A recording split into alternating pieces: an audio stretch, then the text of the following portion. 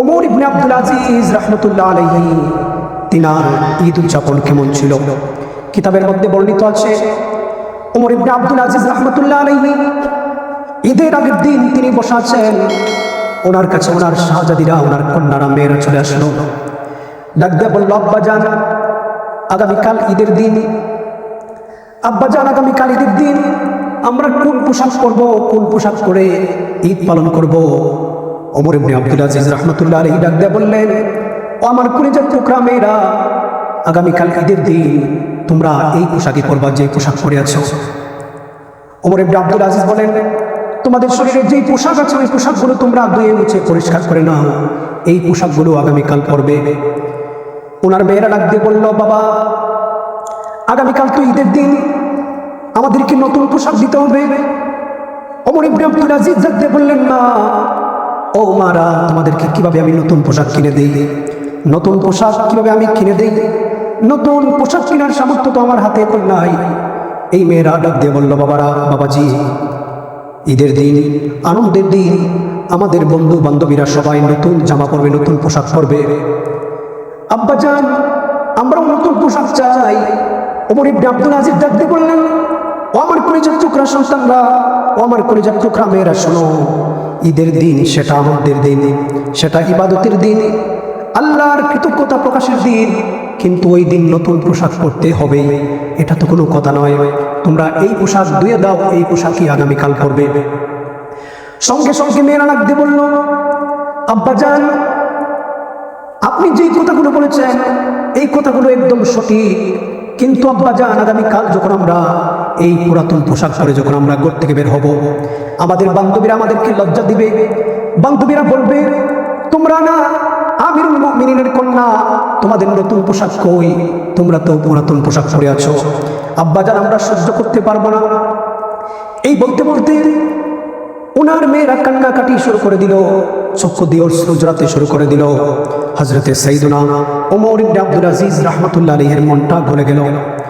ওমর ইবনে আব্দুল আজিজ আর সহ্য করতে পারলেন না, ডাক দিয়ে বললেন, ও বাইতুল মালের, ও বাইতুল মালের মন্ত্রী, অর্থমন্ত্রী কোথায় আছো? আমাকে অগ্রিম 1 মাসের ভাতা আমাকে দিয়ে দাও, রাষ্ট্রীয় ভাতা, আমাকে 1 মাসের অগ্রিম ভাতা আমাকে দিয়ে দাও।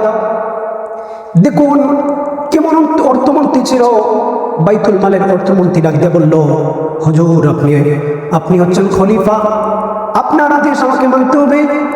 কিন্তু ওগো খলিফা ওমর ইবনে আব্দুল আজিজ, আপনাকে আমি নিষেধ করব না, কিন্তু বলতে চাই আগামী 1 মাস যে আপনি বাঁচবেন এটার কোন নিশ্চয়তা আছে নাকি? বাবাজি আমার, বন্ধুরা আমার, গভীর মনোযোগ। ওমর ইবনে আব্দুল আজিজ রাহমাতুল্লাহ আলাইহি বললেন, জাযাকাল্লাহু খায়রান, ও বাইতুল মালের অর্থমন্ত্রী, তুমি সত্য বলেছো, তুমি সঠিক বলেছো, তোমাকে আল্লাহ তাআলা প্রতিদান দান করুক, তুমি আমার চোখ খুলে দিয়েছো, ঠিকই আছে। আমি আগামী 1 মাস বাঁচবো কিনা, আমার দায়িত্ব পালন করতে পারবো কিনা এটা আমি জানি না, তুমি সঠিক বলেছো, এই জন্য আল্লাহ তাআলা তোমাকে প্রতিদান দান করো। এই বলে ওমর ইবনে আব্দুল আজিজ মনটা বেজার করে চলে আসলেন।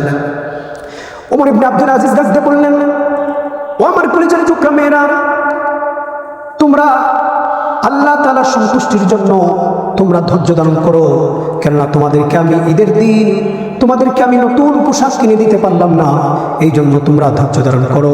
তোমরা আল্লাহ এবং আল্লাহর হাবিবের সন্তুষ্টির জন্য তোমাদের এই আকাঙ্ক্ষাকে তোমরা উৎসর্গ করে দাও। গভীর মনোযোগ।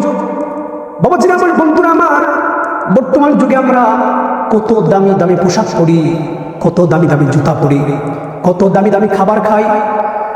আজকে বর্তমান সমাজে একজন মেম্বার হয়ে, একজন চেয়ারম্যান হয়ে, একজন এমপি হয়ে লক্ষ লক্ষ টাকার মালিক, এমনও আছে কোটি কোটি টাকার মালিক, তার সন্তানরা দামি দামি বুলেট প্রুফ গাড়ি দিয়ে চলাফেরা করে। কিন্তু বাবাজিরা আমার, বন্ধুরা আমার, হযরতে সাইয়্যিদুনা ওমর ইবনে আব্দুল আজিজ তিনি ছিলেন খলিফা, প্রধানমন্ত্রী। খলিফা হওয়া সত্ত্বেও ঈদের দিন তার সন্তানদেরকে পোশাক কিনে দিবেন এই টাকা তার কাছে নাই। কেমন খলিফা ছিলেন একটু চিন্তা করেন। বুঝে আমার, বন্ধুরা আমার, সেই যুগ ছিল এমন যুগ, যেই যুগে খলিফারা, সরকারি যারা দায়িত্বে ছিলেন তারা রাষ্ট্রের কোনো খেয়ানত করতেন না, তারা সামান্য সম্মানী ভাতা গ্রহণ করতেন। গভীর মনোযোগ। ঈদের দিন আমাদের কাছে সমাগত, এই ঈদে আমরা কত কেনাকাটা করি, কত টাকা অপচয় করি। কিন্তু সাহাবায়ে কেরাম ওমর ইবনে আব্দুল আজিজ রাহমাতুল্লাহ আলাইহি সন্তানের জন্য নতুন একটা কাপড় কিনে দিতে পারলেন না, অথচ তিনি ছিলেন আমিরুল মুমিনিন। বলেন সুবহানাল্লাহ। বাবাজিরা আমার, বন্ধুরা আমার, গভীর মনোযোগ। কুরবানি আমাদের সামনে সমাগত। আল্লাহর হাবিব বলেছেন, যে ব্যক্তি সওয়াবের উদ্দেশ্যে, আল্লাহ তাআলার সন্তুষ্টির জন্য যে ব্যক্তি আল্লাহর রাস্তায় হালাল উপার্জন থেকে কুরবানি করবে, আল্লাহ পাক রব্বুল আলামিন ওই ব্যক্তির কুরবানিটা কবুল করে নেবেন এবং ওই ব্যক্তির কুরবানির পশুর প্রত্যেকটা পশুর বিনিময়ে এক একটা করে নেকি দান করবে।